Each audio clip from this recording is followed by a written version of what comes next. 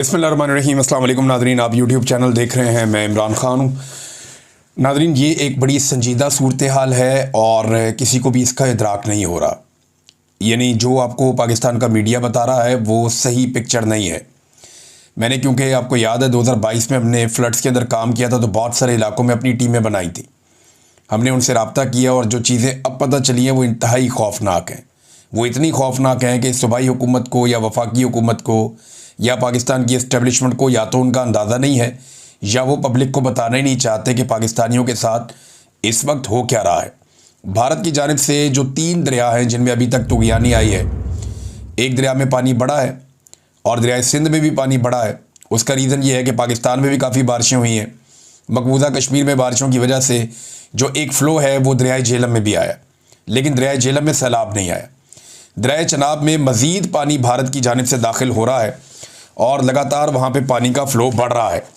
जो वहाँ से इत्तलात आई हैं दरिया चनाब से वो ख़तरनाक हैं। जम्मू में तूफ़ानी बारिशें शुरू हो चुकी हैं और ये जो पानी है ये दरिया चनाब में आएगा, जबकि एक पानी बहुत बड़े पैमाने पर दाखिल होने वाला है दरिया सतलुज में, क्योंकि भारत में जो दरिया ब्यास का इलाका है वहाँ पे बहुत बड़े पैमाने पे कैशमेंट एरिया बना है। वो जो कैशमेंट एरिया बना तो वहाँ बारिश हो रही है और उस कैशमेंट एरिया का जो वहाँ से पानी है वो सीधा पहुँचेगा दरिया सतलुज में, और दरिया सतलुज में एक बहुत बड़ा रेला इस वक्त भी गुजर रहा है। अब जब मैं आपसे बात कर रहा हूँ तो अगले चंद घंटों के अंदर पाकिस्तान के तीनों दरियाओं में पानी का जो फ़्लो है वो बढ़ जाएगा और भारत की जानिब से मज़ीद पानी आएगा। डिपेंड करता है कि भारत कितना पानी छोड़ता है और कितने पानी को रोकता है। अभी तक क्योंकि भारत के अंदर भी सैलाब वाली सूरत हाल है, वहाँ पे जम्मू से लेकर नीचे पंजाब तक और वहाँ से राजस्थान तक ये पूरी पट्टी में पानी फैला हुआ है और यही पानी पाकिस्तान की जानिब दरियाओं में छोड़ा जाता है। तो 3 दरियाओं की जो सिचुएशन है वो अब आपके सामने, और उसकी वजह से पूरा का पूरा पंजाब, लगभग अपर पंजाब को छोड़ के नीचे जितना पंजाब का इलाका है वो सारा का सारा बहुत बुरी तरह मुतासर हो रहा है। इससे पहले मैं आपको ये बताऊं कि जो अपर पंजाब के शहर हैं वो बुरी तरह पहले ही सैलाब में मुतासर हो गए थे। जो पाकिस्तान में बारिशें हुई थी और अभी दोबारा बारिशों की पेशन गोई भी है, और जो इंडिया में और जम्मू कश्मीर में बारिशें हो रही हैं उनका पानी पाकिस्तान में बहुत तेज़ी से दाखिल हो रहा है। पाकिस्तान में बहुत बड़े पैमाने पर नुकसान हुआ है इंफ्रास्ट्रक्चर का, जो आपको मीडिया ने नहीं बताया। मीडिया सिचुएशन बता नहीं रहा और सोशल मीडिया सिचुएशन को बता रहा है। एक बात मैं आपको बताऊं कि पाकिस्तान के सोशल मीडिया या डिजिटल मीडिया का सबको शुक्रिया अदा करना चाहिए। डिजिटल मीडिया की वजह से बेशुमार जानें बची हैं, क्योंकि सूबाई हुकूमत बिल्कुल तैयार नहीं थी पंजाब की। इन्होंने लोगों को बिल्कुल आगाह नहीं किया, लोगों को बताया ही नहीं कि किसी किस्म का सैलाब आ रहा है या कोई हिफाजती इक़दाम किए जाएँ या लोगों को उनके इलाकों से और मवेशियों को निकाला जाए। इन्होंने ऐसा कुछ नहीं किया और उसकी वजह से लोग बेखबर रहे। लेकिन सोशल मीडिया ने फौरी तौर पे इन्फॉर्मेशन को फैलाया, हर तरफ से इन्फॉर्मेशन आई।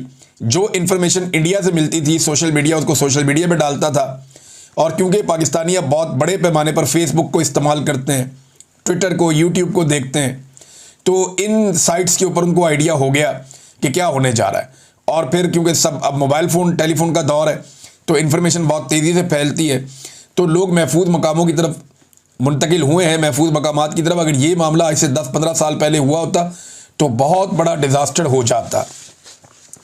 जो अब तक तबाही हुई है, जो हम देख रहे हैं, बेशुमार पुल गिर गए हैं, बहुत सारी सड़कें बह गई हैं, इंफ्रास्ट्रक्चर को बहुत बड़े पैमाने पर नुकसान पहुंचा है ये पूरे सूबा पंजाब के अंदर। और ये जितना नुकसान हुआ है ये अभी बताया नहीं जा रहा, बल्कि हुकूमत इन चीज़ों को छुपा रही है। हुकूमत के पास 2 रास्ते हैं। पहली, वो कोशिश करेंगे इन चीज़ों को छुपाएं और नुकसान को कम से कम बताएं, और दूसरा रास्ता उनके पास ये होगा कि वो इसको बाद में इंडिया के खाते में डाल दें कि भारत ने आबी जारहियत की है। नाज़रीन, सैकड़ों जो देहात हैं उनके इलाकों में बेशुमार जो खड़ी फसलें हैं वो तबाह हो गई हैं और मुकम्मल तौर पर तबाह हुई हैं।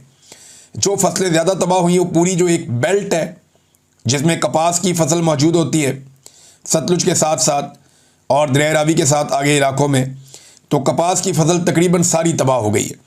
चावल बहुत बड़े पैमाने पर उगता है इन्हीं इलाकों में जहाँ पे ये सैलाब आया है, तो चावल की फसल का बहुत बड़ा नुकसान हुआ, जबकि गन्ने की फसल का भी बहुत नुकसान हुआ है। गन्ना देखें, ये वो फसलें जो पानी ज़्यादा पीती हैं। तिलों की जो पैदावार थी वो भी बहुत बुरी तरह मुतासिर हुई है, और पूरे इस रीजन के अंदर जो सब्जियों की सप्लाई लाइन है वो बहुत बुरी तरह इफ़ेक्ट हो गई है। उसकी वजह यह है कि जो सब्ज़ियां हैं वो शहरों के आसपास जो देही इलाके हैं वहाँ पे सब्ज़ियाँ उगा के मार्केटों में पहुँचाई जाती हैं, ताज़ा सब्ज़ी। और अब सब्ज़ियों की सूरत हाल ये है कि फ्लड का पानी आने की वजह से वो तबाह हो गई हैं और सब्ज़ियों की कीमत भी मार्केट के अंदर एकदम बढ़ गई है। लोगों के मवेशी बहुत बड़े पैमाने पर मारे गए हैं। यानी अगर गांव में किसी की एक गाय या एक भैंस मर जाए ना तो लोग उनके घर में अफसोस करने के लिए जाते हैं, और अगर कोई बच्चा पैदा हो जाए या कट्टी पैदा हो ख़ास तौर पे तो लोग मुबारकबाद देने के लिए भी जाते हैं। लेकिन यहाँ भेड़ बकरियों को तो आप छोड़ दें, जो गायें हैं, जो भैंसें हैं, वो बड़े पैमाने पे हलाक हो रही हैं। और अभी तो आगे बीमारियां फैलने का अंदेशा है, वबा फैलने का अंदेशा है, क्योंकि पानी जहाँ पे खड़ा हो जाए वहाँ सूरत हाल क्या होती है कोई सोच भी नहीं सकता। तो ये एक बहुत बड़ा डिज़ास्टर है, ये एक बहुत बड़ा सानिया है जो इस वक्त पाकिस्तान में जाली हुकूमत बिठाई गई है। ये तो छोटे मोटे साने से या मामूली डिज़ास्टर से निपटने की सलाहियत भी नहीं रखती। ये तो हर चीज़ को सिर्फ कैमरे की आंख से देखते हैं कि थोड़ा बहुत मीडिया के अंदर अपनी इश्तिहारबाजी कर देते हैं, थोड़ा सा टिकटॉक कर लेते हैं। तो इस किस्म की चीज़ें करने के बाद इन्हें लगता है कि ये इस डिज़ास्टर से निकल गए। लेकिन ये जितना बड़ा सानिया है, इस सानिया के ऊपर इससे बड़ा सानिया ये है कि पाकिस्तान की मिलिट्री एस्टेब्लिशमेंट ने एक जाली हुकूमत पाकिस्तान पर मुसल्लत की हुई है, जो इतने संजीदा हालात में भी जाली कार्रवाइयाँ डाल रही है। यानी जो गंदम स्टोर की गई थी उसके ऊपर से भी पानी गुजर गया, वो भी तबाह हो गई। जो ज़रूरी आलात और मशीनरी है किसानों की वो बड़े पैमाने पर तबाह हुई है। तो अब मरीम नवाज साहिबा पहुंची। देखें ना, इस मौके पर भी अगर कोई सियासत करे और इस मौके पर भी अगर कोई टिकटॉक्स बनाए या कोई इस तरह की कार्रवाइयाँ डाले तो उसको आप क्या कहेंगे? क्या वो इंसानियत भी है उसके अंदर? ये वज़ीराबाद पहुंची मरीम नवाज साहिबा और नून लीग के कारकुनों से मिली। अब ये मीडिया ने साबित कर दिया, यानी जो पाकिस्तान का रवायती मीडिया वो साबित करना चाह रहा था नहीं मरीम नवाज बड़ी कुर्बानी दे रही है, पहुंच गई सलाम मुतासरीन के पास वज़ीराबाद। बाद में जनाब पता चला कि जहाँ पे कैंप बनाया गया था स्कूल में, मरीम नवाज के निकलने के बाद लोगों को भी निकाल दिया गया, कैंप को ताला लगा दिया गया, सारी चीज़ें बंद कर दी गई और फैसिलिटीज़ ख़त्म कर दी गई।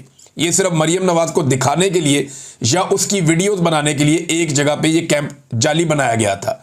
और ये जो मुकाम है जहाँ पे ये कैंप बनाया गया था, ये सैलाबज़दा इलाके से मेरी बात हो रही थी जो मकामी सहाफ़ी हैं उनसे। उन्होंने कहा जी ये कई किलोमीटर दूर है, जहाँ पे सैलाब आया है ये एरिया उससे कई किलोमीटर दूर है। और जिन लोगों को यहाँ पे बिठाया गया है उनमें ज़्यादातर लोग वो हैं जो नून लीग के वर्कर्स हैं, या वो लोग हैं जो सैलाब से मुतासिर नहीं हुए, ज़्यादा लोग वो हैं। और उन्हें बिठा के वहाँ पे मरीम नवाज साहिबा का एक ड्रामा करवा के, एक टिकटॉक्स बनवा के उन्हें वहाँ से वापस रवाना कर दिया गया और ये दिखावे के लिए एक कार्रवाई कर दी गई। लोग लगातार बता रहे हैं कि हमारा बहुत बड़ा नुकसान हुआ। किसान रहनुमाओं के जो बयानात हैं वो बड़े खौफनाक हैं। एक किसान रहनुमा है, उन्होंने एक स्टेटमेंट दिया है, ये स्टेटमेंट मैं आपके सामने रखूँगा अभी। वो ये कह रहे हैं कि ये खालिद बाट साहब है, ये किसान रहनुमा हैं। इनका ये कहना है कि 25 लाख एकड़ खड़ी फसलें तबाह हो चुकी हैं। सबसे बड़ा मसला ये पैदा हो चुका है, और ये जो फसलें मैंने आपको नाम लिए उन सबके इन्होंने नाम लेकर कहा कि ये तबाह हो गई। एक और चीज़ वो जो कह रहे हैं कि सैलाब आने से पहले ये काम शुरू हो गया था, जैसे ही किसान से गंदम उठाई माफिया ने, तो अब गंदम की कीमत लगभग 75% बढ़ गई है। यानी इस वक्त जो गंदम की कीमत है वो बता रहे हैं कि 3500 रुपये फ़ी मन तक पहुँच गई है। ये 2000 रुपये फ़ी मन थी, 2021 लोगों ने बेचारों ने इससे भी कम में बेची हैं। किसान से गंदम खरीदने के लिए तैयारी कोई नहीं था, लेकिन जैसे ही माफिया ने किसान से सस्ती गंदम उठाई तो 2 महीनों के अंदर इसकी कीमत तकरीबन डबल हो गई। आप मुझे बताएं कि दुनिया का वो कौन सा कारोबार है जिसमें 2 महीने में जो आप पैसा लगाएं वो डबल हो जाए? बताएं मुझे, है कोई ऐसा कारोबार पूरी दुनिया में कि जो आप पैसा लगाएं वो 2 महीने में डबल हो जाए? 2 महीने पहले जब ये गंदम किसान के पास थी तो आधी कीमत पे थी।